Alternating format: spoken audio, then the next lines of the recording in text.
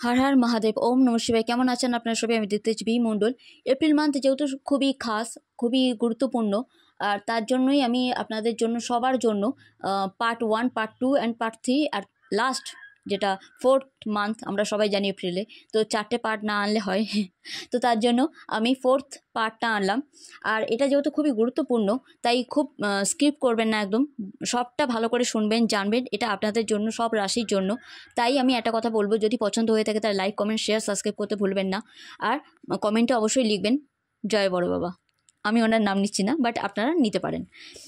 যদিও এটা সব রাশির জন্য, তবু আমি মীন রাশি, মেষ রাশি আর কুম্ভ রাশি যেহেতু 7.5 চলছে, আর ধনু রাশি আর সিংহ রাশির ঢাইয়া চলছে 2.5 বছরে, তো আমি একটা কথাই বলবো, বড় বাবার যে প্রভাব, সেখান থেকে কি করে আপনারা বেরোতে পারবেন বা কিভাবে কি করলে আপনাদের জীবনটা আরও এগিয়ে যাবে ঠিকঠাক করে, সেটা আমি আগের 3টে ভিডিওতে অবশ্যই বলেছি, খুব ডিটেলসে বলেছি, আপনারা একটু জেনে নিন প্লিজ।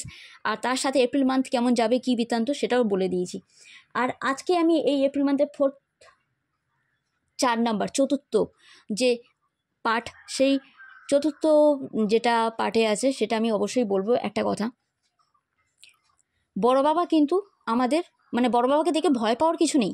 বড় বাবা 12টা রাশির উপর যা কিছু প্রভাব দেবে, ভয় পাওয়ার একদম কিছু নেই। কারণ বড় বাবা সবসময়, আমরা কি জানি, কর্মফলদাতা, মানে আমরা ঠিক যেমন কর্ম করব ঠিক তেমনি উনি ফল দেবেন।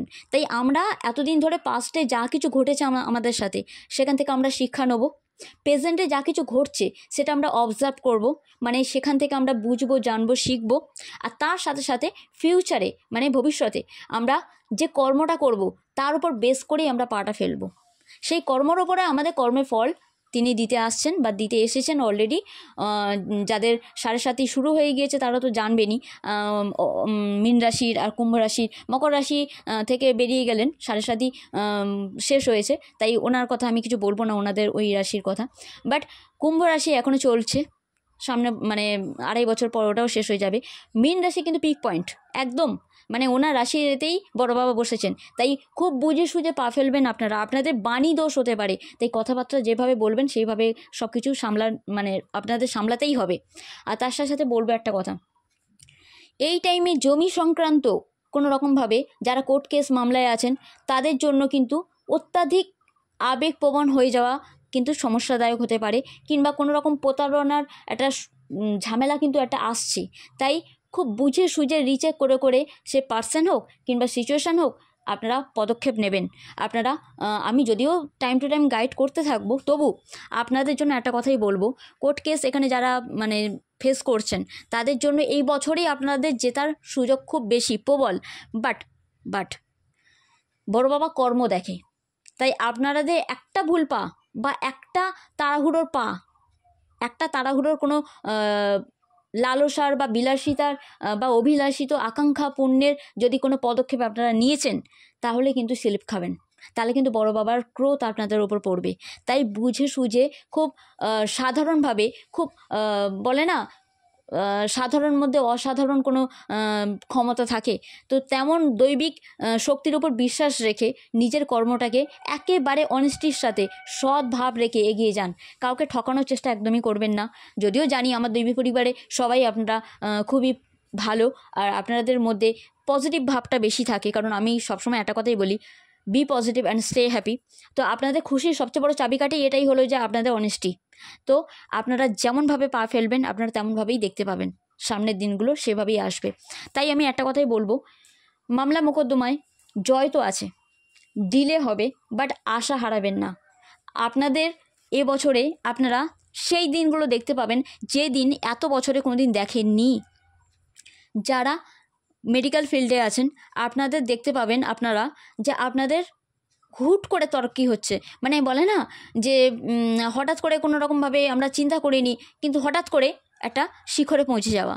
এটা কিন্তু যারা মেডিকেল ফিল্ডে আছেন তাদের রাশি অনুযায়ী আমি অবশ্যই বলছি না, এটা কালেকটিভ বলছি, তাই অনেকের সাথে মিলবে আবার অনেকের সাথে নাও মিলতে পারে, বাট তবু বলছি, যারা পার্সোনাল রিডিং করাতে চান তারা করাতে পারেন, কিন্তু তবু আমি ওভারঅল বলছি আপনাদের জন্য সাডেন কোনো একটা কিছু মানে ব্লেসিং আছে বড় বাবার তরফ থেকে, তাই কর্ম ঠিক করুন আপনারা। যারা কোর্ট কেসে জাজ, উকিল, তাদের জন্য একটা কথাই বলবো, আপনারা কিন্তু কোনো রকম প্রলোভনেতে এগিয়ে যাচ্ছেন ঠিক কথা, কিন্তু সেখানেও যদি আপনারা অনেস্টির সাথে এগিয়ে যান, তাহলে কিন্তু যদি সামনের জনের সাথে আপনারা সৎ ভাব রাখেন, তাহলে কিন্তু আপনারা ঠিকঠাক করে পা ফেলতে পারবেন, আপনাদের এই তারাকির উন্নতির দিকেই নিয়ে যাবে। আর তার সাথে সাথে অন্য যারা পেশায় রয়েছেন, আপনাদের জন্য ডিলে আছে, খুব খাটনি আছে, খাটনি বাড়বে, নাকে দড়ি দিয়ে খাটাবেন বড় বাবা, কিন্তু তার সত্ত্বেও বলবো, যদি আপনারা তার পরীক্ষায় উত্তীর্ণ হতে পারেন, তাহলে জয় আপনাদের আছেই আছে, সফলতা আপনাদের কদম চুমবে, মানে আপনাদের জন্য সফলতা সূর্যোদয় হবেই হবে।